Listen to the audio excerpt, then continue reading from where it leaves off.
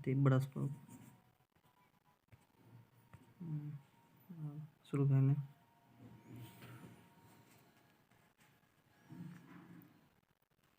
Meridian class के इस YouTube channel पर आप सभी व्यूअर्स का एक बार हार्दिक स्वागत है।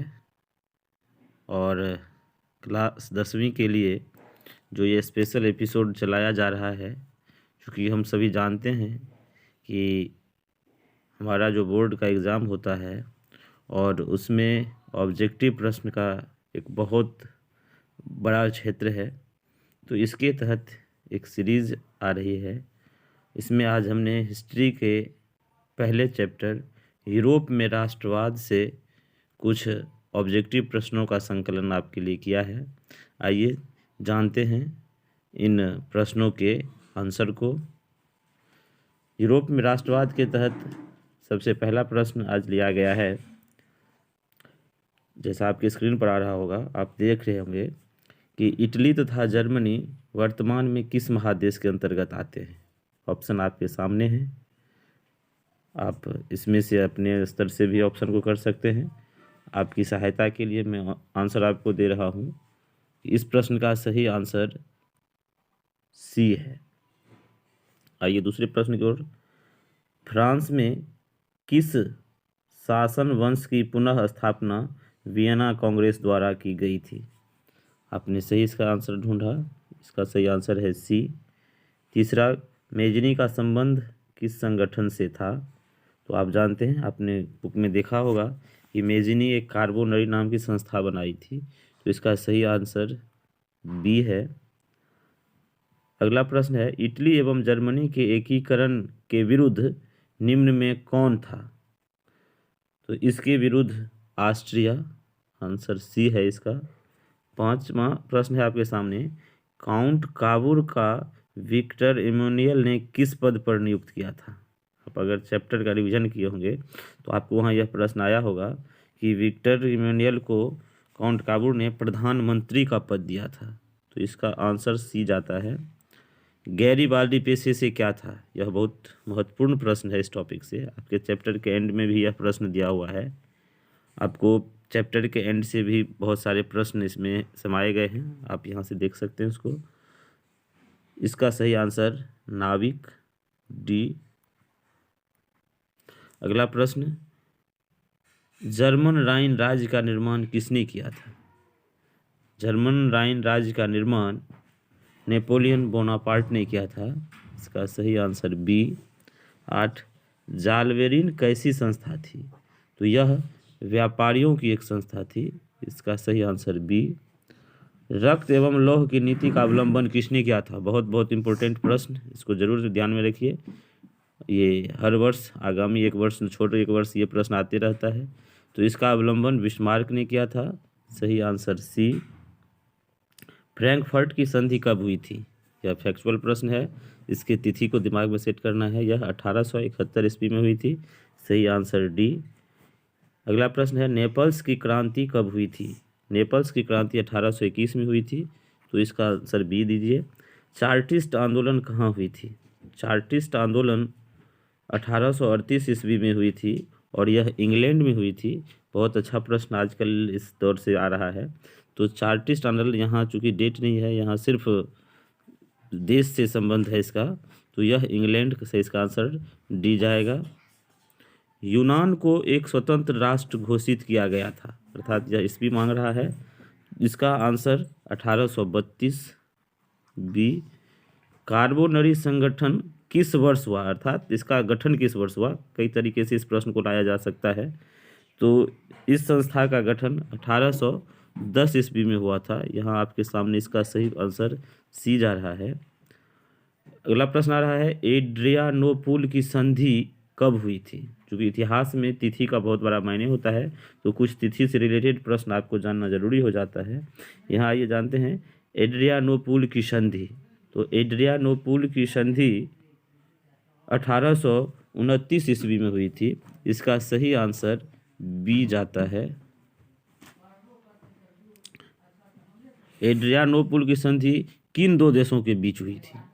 तो एड्रियानोपुल की संधि तुर्की और रूस के बीच हुई थी, यहाँ इसका प्रश्न का आंसर ए जा रहा है। अगला प्रश्न है, सेडान का युद्ध किनके बीच हुआ था? दो प्रश्न यहाँ जान लीजिए, सेडान का युद्ध और सेडवा का युद्ध, ये दो महत्वपूर्ण प्रश्न यूरोप में राष्ट्रवाद चैप्टर के अंतर्गत आता है, तो इस दोनों को जरूर अपने जहन में सेट कर लीजिए। सेडान का युद्ध फ्रांस और प्रशा, यहाँ आपके सामने ऑप्शन है सी, फ्रांस और प्रशा के बीच हुआ था। 19 में आ रहा है, पोलैंड के विद्रोह को किसने कुचल दिया? तो पोलैंड के विद्रोह को रूस ने कुचल दिया, यहाँ ए इसका ऑप्शन आ रहा है। अगला प्रश्न आ रहा है, सन 1870 में फ्रांस और प्रशा के बीच युद्ध कहाँ हुआ था? फ्रांस और प्रशा के बीच 1870 में सेडोन का युद्ध हुआ था, तो इसका ऑप्शन आपके सामने ए आ रहा है। 21 में प्रश्न है, यूरोप वासियों के लिए किस देश का साहित्य एवं ज्ञान प्रेरणा का स्रोत रहा? तो ये यूनान का है, क्योंकि यूनान के शब्दकोश, यूनान की भाषा प्राचीन काल से ही काफ़ी समृद्ध रही है, तो ये सारी चीज़ जो है यूनान से ही विश्व को दिया जा रहा है। युवा इटली संस्था का विकास किसने किया? बहुत अच्छा प्रश्न आपके सामने आया है। युवा इटली का गठन मेजिनी ने किया था, इससे ये जुड़े हुए थे, ये जब आंदोलन के क्षेत्र बना चाहते थे तो ये युवा इटली, तो 22 का ऑप्शन आपके सामने आ रहा है ए, युवा इटली का संबंध मेजिनी से है। आइए रुक करते हैं अगले प्रश्न की ओर। बिस्मार्क निम्न में से क्या थे? ये भी प्रश्न, जैसा कि आपने इधर गैरीबाल्डी से संबंधित देखा, इसमें देख लीजिए, बिस्मार्क पेशे से क्या थे, निम्न में क्या थे?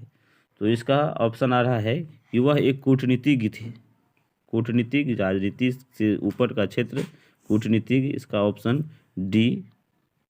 अगला प्रश्न है, सार्डिनिया पीडमोंट का शासक कौन था? ऑप्शन है आपका सी, विक्टर इमैनुअल। यूनानी स्वतंत्रता आंदोलन के दौरान कौन ब्रिटिश कवि शहीद हुए? यूनानी स्वतंत्रता आंदोलन के दौरान कौन ब्रिटिश कवि शहीद हुए? इसमें लॉर्ड बायरन का नाम आता है। इसकी कुछ उक्तियां भी आपके सामने आएगी आगे, आप देख लीजिए। अगला प्रश्न, जाल्बे राइन की स्थापना किस राज्य ने की? जाल्बे राइन की स्थापना प्रशा, जर्मनी ने की। हंगरी की भाषा क्या थी? अगला प्रश्न, हंगरी की भाषा मैग्यार थी, ऑप्शन बी आपके सामने है। यूनान के स्वतंत्रता संग्राम में किसकी पराजय हुई? तो यूनान के स्वतंत्रता संग्राम में तुर्की की पराजय हुई। अगला प्रश्न, मारियान किस देश के राष्ट्रवाद का प्रतीक था? मारियान किस देश के राष्ट्रवाद का प्रतीक था? इसका सही ऑप्शन है ए, फ्रांस। अगला प्रश्न है, यूरोपीय सभ्यता का पालना, इसका सही ऑप्शन है डी, यूनान। इसके बाद का प्रश्न है, एक्ट ऑफ यूनियन किस वर्ष पारित हुआ? यह 1688 ईस्वी में पारित हुआ, सही ऑप्शन ए। अगला प्रश्न, 1789 की फ्रांसीसी क्रांति के समय वहाँ किस राजवंश का शासन था? तो वहाँ बुर्बो राजवंश का शासन था, सी ऑप्शन सही है। अगला प्रश्न है, नेपोलियन संहिता किस वर्ष लागू की गई थी? तो यह 1804 ईस्वी में की गई थी, डी ऑप्शन इसका। अगला प्रश्न, जर्मनी के एकीकरण के लिए बिस्मार्क ने कितने युद्ध किए? ये 3 युद्ध किए थे, सी ऑप्शन। वियना कांग्रेस में कौन राष्ट्र सम्मिलित नहीं था? तो इस कांग्रेस में जर्मनी था, डी ऑप्शन इसका सही है। अगला प्रश्न है, वियना कांग्रेस में पवित्र संघ की योजना किसने प्रस्तुत की? यह रूस ने प्रस्तुत की थी, ये आप देख रहे हैं इसका ऑप्शन। अगला प्रश्न है, यंग इटली के संस्थापक कौन थे? यंग इटली के संस्थापक मेजिनी, फिर से ये प्रश्न, सी ऑप्शन। अगला प्रश्न है, फ्रांस के किस राजा ने कहा था, अंग्रेजी राजा की भांति शासन करने की अपेक्षा लकड़ी काटना अधिक पसंद करूंगा? यह चार्ल्स टेन। तो 38 नंबर के प्रश्न में आप डी ऑप्शन सही कर सकते हैं। अगला प्रश्न 39, प्रशा का शासक कौन था? तो प्रशा का शासक विलियम प्रथम, डी ऑप्शन। अगला प्रश्न 40 नंबर का, यूरोप का मरीज किसे कहा जाता है था? बोर्ड के लिए, बिहार बोर्ड के लिए खास तौर से बहुत बहुत इंपॉर्टेंट प्रश्न। यूरोप का मरीज तुर्की को कहा जाता है, सी ऑप्शन। अगला प्रश्न, नेपोलियन ने जर्मनी में किस संघ की स्थापना की थी? इसका सही ऑप्शन सी, राइन संघ। अगला प्रश्न, किस संधि द्वारा स्वतंत्र यूनान राष्ट्र की स्थापना हुई? 42वें नंबर का प्रश्न, सही ऑप्शन डी, एड्रियानोपुल की संधि, डी ऑप्शन सही। 43, यंग यूरोप की स्थापना किसने की थी? यंग यूरोप की स्थापना मेजिनी ने की थी, बी ऑप्शन। नव गुएल्फ आंदोलन कहाँ हुआ था? नव गुएल्फ आंदोलन इटली में हुआ था, ये ऑप्शन। अगला प्रश्न 45वें नंबर का, मेटरनिख कौन था? बहुत अच्छा प्रश्न। मेटरनिख कौन था? तो आप जानते हैं कि ये ऑस्ट्रिया के चांसलर थे, ये ऑप्शन सही है। कार्बोनरी की स्थापना किस वर्ष हुई थी? 1810 में। ये 1830 की क्रांति के बाद फ्रांस में किस प्रकार का शासन स्थापित हुआ? तो यहाँ निरंकुश राजतंत्र, ए। अगला, लाल कुर्ती नामक संस्था का गठन किसने किया था? लाल कुर्ती नामक संस्था का गठन गैरीबाल्डी ने किया था, डी ऑप्शन। अगला प्रश्न, राष्ट्रवाद की अवधारणा का जन्म किस घटना से माना जाता है? 49वें नंबर का प्रश्न है, राष्ट्रवाद की अवधारणा का जन्म किस घटना से माना जाता है? ये पुनर्जागरण, रिनेसां जिसे कहते हैं, ये ऑप्शन। अगला, रक्त और लौह की नीति का अवलंबन किसने किया था या किसने अपनाई? इस तरह से प्रश्न आता है, रक्त और लौह की नीति का अवलंबन किसने किया?